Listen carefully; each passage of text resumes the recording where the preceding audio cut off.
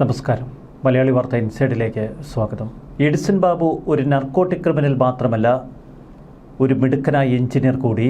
കേരളത്തെ അത്ഭുതപ്പെടുത്തുന്ന കഥയാണ് ഇപ്പോൾ എഡിസൺ ബാബുവിലൂടെ നമ്മൾ കേൾക്കുന്നത്. മൂവാറ്റുപുഴയിലെ ഒരു മുന്തിയ ക്രിസ്ത്യൻ കുടുംബം. ആ കുടുംബത്തിൽ വൈദികരും കന്യാസ്ത്രീകളുമൊക്കെ ഇഷ്ടം പോലെയുണ്ട്. UK, അമേരിക്ക തുടങ്ങിയ സ്ഥലങ്ങളിലൊക്കെ പല കുടുംബക്കാരും ജോലി ചെയ്യുന്നു. ഉന്നത നിലയിലുള്ള ഒരു കുടുംബത്തിൽപ്പെട്ട എഡിസൺ ബാബു മൂവാറ്റുപുഴയിലെ സ്വകാര്യ എഞ്ചിനീയറിംഗ് കോളേജിൽ എഞ്ചിനീയറിംഗ് ബിരുദമൊക്കെ നേടി പിന്നീട് തൻ്റെ ജോലിയിലും വലിയ മികവ് കാട്ടി. എഞ്ചിനീയറായിരുന്ന എഡിസൺ ബാബു കുറച്ചുകാലം അമേരിക്കയിൽ ഉൾപ്പെടെ ജോലി നോക്കി. ബംഗളൂരുവിലും പൂനെയിലുമൊക്കെ മെക്കാനിക്കൽ എഞ്ചിനീയർ എന്ന നിലയിൽ അയാൾ ഏറെ പ്രാഗൽഭ്യം കാട്ടി. പിന്നീട് ലഹരി ഇടപാടുകളുടെ ലോകത്തേക്ക് അയാൾ നടന്നു കയറിയത് തികച്ചും അപ്രതീക്ഷിതമായി. കഴിഞ്ഞ 10 വർഷങ്ങളായി ഡാർക്ക് നെറ്റിൽ സജീവമായിരുന്നു അയാൾ. ഡാർക്ക് നെറ്റിൻ്റെ ലോകത്തെ സർവ്വസാധ്യതകളും അയാൾ പഠിച്ചെടുത്തു. കോവിഡ് കാലത്താണ് അയാൾ തൻ്റെ ഏറ്റവും മാരകമായ ലഹരി ഇടപാടുകളിലേക്ക് കടന്നത്. ഡാർക്ക് നെറ്റിൻ്റെ ഇരുണ്ട ലോകത്ത് അയാൾ തൻ്റെ സാമ്രാജ്യം പടുത്തുയർത്തി. അതും ലോകത്തെ ഏറ്റവും മികച്ച ലഹരിമരുന്ന് കാർട്ടലുകളുമായി ബന്ധപ്പെട്ട്. നാർക്കോട്ടിക് കൺട്രോൾ ബ്യൂറോ അറസ്റ്റ് ചെയ്ത Edison Babu, Arun Thomas, KV Deol എന്നിവർ സഹപാഠികളാണ്. ഒരേ സമയം ഒരുമിച്ച് ഒരേ എഞ്ചിനീയറിംഗ് കോളേജിൽ പഠിച്ചവർ. നേരിട്ട് ലഹരി ഇടപാടുകളുമായി ബന്ധമില്ല എങ്കിലും എഡിസൺ ബാബുവിൻ്റെ അതേ കാലഘട്ടത്തിൽ പഠിച്ച പല സഹപാഠികളുമായി ഇപ്പോഴും ഈ സംഘം വലിയ ബന്ധം തുടരുന്നു. അവരൊക്കെ ഇന്ത്യയിലെ പല സംസ്ഥാനങ്ങളിലുമാണ് തങ്ങളുടെ ജോലി കാര്യങ്ങൾക്കായി ജീവിക്കുന്നത്. ഈ സംഘം ഇവരെയൊക്കെ തങ്ങളുടെ ലഹരി ഇടപാടുകൾക്ക് അവരറിയാതെ മറയാക്കിയിട്ടുണ്ട് എന്ന് നാർക്കോട്ടിക് കൺട്രോൾ ബ്യൂറോ പറയുന്നു. ഡാർക്ക് വെബിൻ്റെ ലോകത്തെ എല്ലാ സാധ്യതകളും പഠിച്ചെടുത്ത എഡിസൺ ബാബു പിന്നീട് ലഹരിമരുന്ന് സാമ്രാജ്യം പടുത്തുയർത്തിയത് ആരെയും അതിശയിപ്പിക്കുന്ന വേഗതയിൽ. കഴിഞ്ഞ 2 വർഷത്തിനിടയിൽ ഇയാൾ 10 കോടിയിലധികം സമ്പാദിച്ചുവെന്ന് നാർക്കോട്ടിക് കൺട്രോൾ ബ്യൂറോ പറയുന്നു. ഈ 10 കോടി രൂപ ഉപയോഗിച്ച് തൻ്റെ വീടിനടുത്ത് ഒരു ബഹുതല മന്ദിരം നിർമ്മിക്കാനുള്ള ശ്രമങ്ങൾ അയാൾ തുടരുന്നു. മൂവാറ്റുപുഴയിലെ വീടായിരുന്നു തൻ്റെ ഡാർക്ക് വെബ് ലോകത്തെ ഓഫീസ് റൂമെങ്കിലും രാജ്യത്തിൻ്റെ പല മെട്രോ നഗരങ്ങളിലും ഇയാൾ അടക്കി ഭരിച്ചിരുന്ന ലഹരി യൂണിറ്റുകൾ നിയന്ത്രിച്ചിരുന്നു. എഡിസൺ ബാബുവും സംഘവും സമ്പാദിച്ച പണത്തിൻ്റെ വേരുകൾ തേടിയുള്ള യാത്രയിലാണ് ഇന്ത്യയുടെ അന്വേഷണ ഏജൻസികൾ. കൂടുതൽ അന്വേഷണ ഏജൻസികൾ ഈ കേസിന്റെ തുടർ അന്വേഷണങ്ങൾക്കായി കേരളത്തിലേക്ക് പുറപ്പെട്ടിരിക്കുന്നു. എഡിസണിൽ നിന്ന് ലഹരിമരുന്നുകൾ വാങ്ങിയ വിവിധ സംസ്ഥാനങ്ങളിലുള്ളവരുടെ വിവരങ്ങൾ ശേഖരിക്കുന്ന തിരക്കിലാണ് NCB. അവരെ കൂടി ചോദ്യം ചെയ്യലിൻ്റെ വലയിൽപ്പെടുത്തിയാൽ ഈ സംഘത്തെ കൂടുതലായി കുടുക്കാൻ കഴിയും. തിങ്കളാഴ്ച എഡിസണെയും കൂട്ടാളി അരുൺ തോമസിനെയും കസ്റ്റഡിയിൽ ലഭിക്കുമെന്നും ഇവരെ ചോദ്യം ചെയ്യുന്നതോടെ കൂടുതൽ വിവരങ്ങൾ പുറത്തുവരുമെന്നുമാണ് NCB പറയുന്നത്.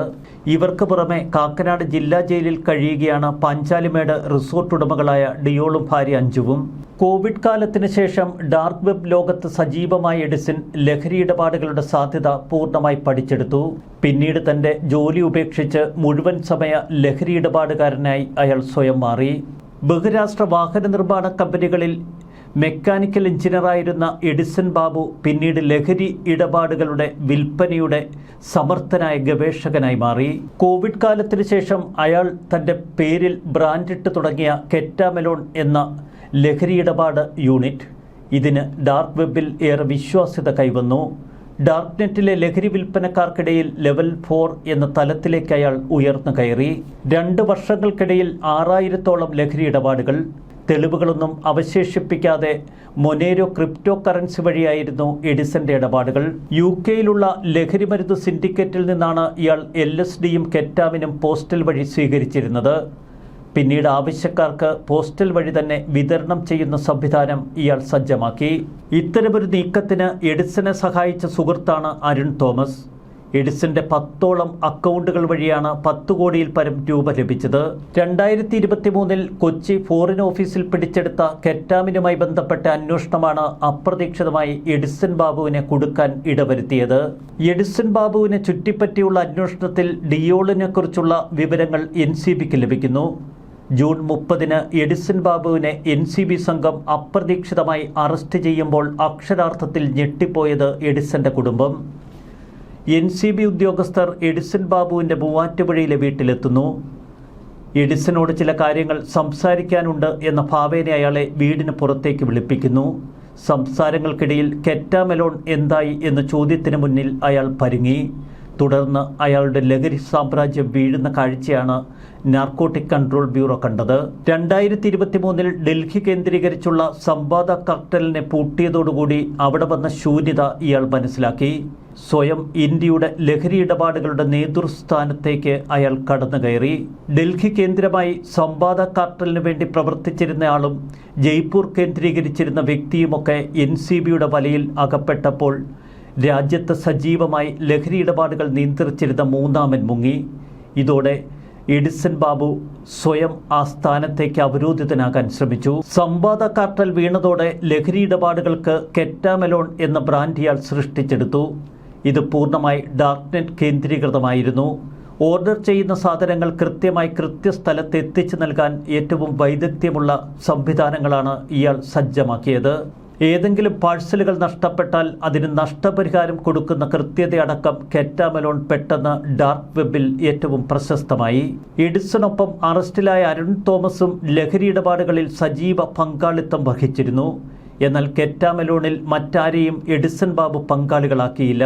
NCB സംഘം എഡിസൺ ബാബുവിൻ്റെ വീട്ടിലെത്തി പെട്ടെന്ന് റെയ്ഡ് സംഘടിപ്പിച്ചപ്പോൾ ആ കുടുംബം ഞെട്ടിവിറച്ചു. വീട്ടിൽ നടത്തിയ റെയ്ഡിൽ 70 ലക്ഷം രൂപയുടെ ക്രിപ്റ്റോ കറൻസിയും 35 ലക്ഷം രൂപ വില വരുന്ന 847 LSD സ്റ്റാമ്പുകളും 131.66 ഗ്രാം കെറ്റാമിനും NCB പിടിച്ചെടുത്തു. തങ്ങളുടെ മകൻ കുടുംബത്തിൽപ്പെട്ട പാവം എഡിസൺ ബാബു വലിയ ലഹരി ഇടപാടുകളുടെ സംഘത്തലവനാണ് എന്ന് തിരിച്ചറിഞ്ഞ എഡിസൺ ബാബുവിൻ്റെ കുടുംബം ഇപ്പോൾ നിലവിളിക്കുകയാണ്. കൊച്ചി ഫോറിൻ പോസ്റ്റ് ഓഫീസിൽ എഡിസൺ ബാബുവിൻ്റെ പേരിലെത്തിയ പാഴ്സൽ NCB പരിശോധിച്ചപ്പോൾ അതിൽ നിന്ന് പിടികൂടിയ 280 LSD സ്റ്റാമ്പുകൾ. ഇതായിരുന്നു പെട്ടെന്ന് എഡിസൺ ബാബുവിൻ്റെ വീട് റെയ്ഡ് ചെയ്യാൻ NCBയെ പ്രേരിപ്പിച്ചത്. നാളുകൾക്ക് മുൻപേ ലഹരി കാർട്ടലുകളിൽ സജീവമായി എഡിസൺ ബാബു ഇടപെടുന്നുവെന്ന വിവരം NCBക്ക് ലഭ്യമായിരുന്നു. എന്നാൽ NCBയുടെ പരിശോധനകളിലൊന്നും എഡിസൺ ബാബുവിനെ കൊടുക്കാൻ കഴിഞ്ഞില്ല. നാട്ടിലെത്തി മൂവാറ്റുപുഴ കേന്ദ്രീകരിച്ച് NCB ചില അന്വേഷണങ്ങൾ നടത്തിയെങ്കിലും നാട്ടിലെ പാവം പയ്യനെന്നാണ് എഡിസൺ ബാബു അവിടെ അറിയപ്പെട്ടിരുന്നത്. എഡിസൺ ബാബുവിൻ്റെ കൂട്ടാളി ഡിയോളും അഞ്ചുവും ചേർന്ന് നടത്തുന്ന പാഞ്ചാലിമേട്ടിലെ റിസോർട്ടിൽ വലിയ തോതിൽ ലഹരി ഇടപാടുകൾ നടന്നിരുന്നുവെന്ന സൂചന NCBക്ക് ലഭിച്ചു. രാത്രികാലങ്ങളിൽ അവിടെ ലഹരി പാർട്ടികൾ സജീവമായിരുന്നു. വിദേശികളും ചില സിനിമാ പ്രമുഖരുമൊക്കെ വാഗമണ്ണിലും പാഞ്ചാലിമേട്ടിലുമുള്ള ലഹരി പാർട്ടികളിൽ പങ്കെടുത്തിരുന്നു. ഇതിന് പിന്നിൽ ഡിയോളിനും അഞ്ജുവിനുമൊക്കെ മുഖ്യ പങ്കാളിത്തമുണ്ടായിരുന്നുവെന്നാണ് ഇപ്പോൾ NCB മനസ്സിലാക്കുന്നത്. കേരളത്തിൽ തന്നെ പല പ്രമുഖരുടെയും സഹകരണത്തോടെയാണ് എഡിസൺ ബാബു സംഘവും തങ്ങളുടെ ലഹരി മാഫിയ നിയന്ത്രിച്ചിരുന്നത്. ലഹരി സാമ്രാജ്യം ഓരോ ദിവസവും വളർത്തിയെടുക്കുന്നതിൽ അവർക്ക് പലരുടെയും സഹായം ലഭിച്ചു. എന്നാൽ ഇത്ര വലിയ കാർട്ടലിനെ നയിക്കുന്ന ഒരു ലഹരി ഡോണായിരുന്നു എഡിസൺ ബാബു എന്ന് എഡിസൺ ബാബുവിനെ സഹായിച്ചവരൊന്നും മനസ്സിലാക്കിയതുമില്ല. അതീവ ബുദ്ധിശാലിയായ എഡിസൺ ബാബു എന്തുകൊണ്ട് ഇത്തരമൊരു മേഖല തിരഞ്ഞെടുത്തു എന്ന് അന്തം വിട്ട് നിൽക്കുകയാണ് എഡിസൺ ബാബുവിൻ്റെ കുടുംബം. കുടുംബാംഗങ്ങളിൽ പലരും UK-യിലും അമേരിക്കയിലുമൊക്കെ ജോലി ചെയ്യുന്നവർ. ഉന്നത സാമ്പത്തിക നിലയിലുള്ള ഒരു മികച്ച ക്രിസ്ത്യൻ കുടുംബത്തിൽപ്പെട്ട എഡിസൺ ബാബു എങ്ങനെ ലഹരി ഇടപാടുകളുടെ ലോകത്ത് ചെന്നു? ഇതാണ് കുടുംബത്തിലുള്ളവരെയും ആശങ്കപ്പെടുത്തിയിരിക്കുന്നത്. അമേരിക്കയിലോ ലോകത്ത് മറ്റെവിടെയോ എത്തി ഏറ്റവും മികച്ച ജോലി ചെയ്ത് പണം സമ്പാദിക്കാനുള്ള എല്ലാ സാധ്യതകളും എഡിസൺ ബാബുവിൻ്റെ മുന്നിലുണ്ടായിരുന്നു. എങ്കിലും അയാൾ ലഹരിയുടെ ആ കാണാപ്പുറങ്ങളിലേക്ക് നടന്നെടുത്തു.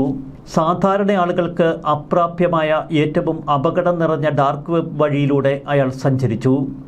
ലോകത്തെ ഏറ്റവും മികച്ച ലഹരി ഇടപാടുകളുടെ സംഘത്തലവനാകാൻ അയാൾ ആഗ്രഹിച്ചു. മെക്സിക്കോ അടക്കമുള്ള ലഹരി കാർട്ടലുകളുമായി സജീവ ബന്ധം തുടർന്നു. UK-യിൽ ഏറ്റവും സജീവമായ ലഹരി കാർട്ടലുമായി അയാൾ നേരിട്ട് ഇടപാടുകൾ തുടർന്നു. ഇന്ത്യ മാത്രമായിരുന്നില്ല അയാളുടെ ഇടപാട് രംഗം. ഓസ്ട്രേലിയയിലും മറ്റ് വിദേശ രാജ്യങ്ങളിലുമൊക്കെ അയാൾ വലിയ തോതിൽ മാർക്കറ്റ് പിടിച്ചെടുത്തു. ഡാർക്ക് വെബിൽ ഏറ്റവും സജീവമായിരുന്നു കെറ്റാമെലോൺ. അയാളുടെ സാമ്രാജ്യം വീഴുമ്പോൾ കേരളത്തിൽ അയാൾക്ക് പിന്നിലൊളിച്ച പല പ്രമുഖ വ്യക്തികളുടെയും മുഖം മൂടി വലിച്ചെറിയപ്പെടുമെന്നാണ് ഇപ്പോൾ NCB സൂചിപ്പിക്കുന്നതും. ന്യൂസ് ഡെസ്ക് മലയാളി വാർത്ത ഇൻസൈറ്റ്.